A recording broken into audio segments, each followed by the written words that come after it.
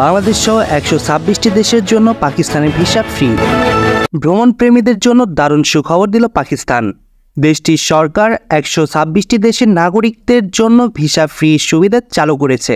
এর মধ্যে বাংলাদেশও রয়েছেন। অর্থাৎ এবার বাংলাদেশি নাগরিকরা পাকিস্তান ভ্রমণ করতে চাইলে আর ভিসার জন্য ঝামেলা করতে হবে না।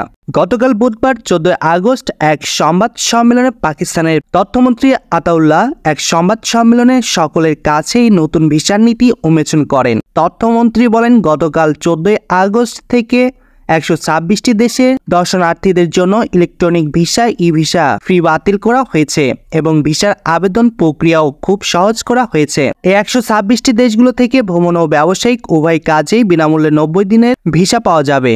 এই সিদ্ধান্তের ফলে ভ্রমণকারীরা আরো সহজে পাকিস্তানে আসতে পারবেন এবং দেশের বিভিন্ন স্থানে ঘুরে দেখতে পারবেন। পাকিস্তানের সরকারের আসা এই সিদ্ধান্তের ফলে দেশের পর্যটক খাতের ব্যাপক বিনিয়োগ হবে এবং আরো কর্মসংস্থান সৃষ্টি হবে।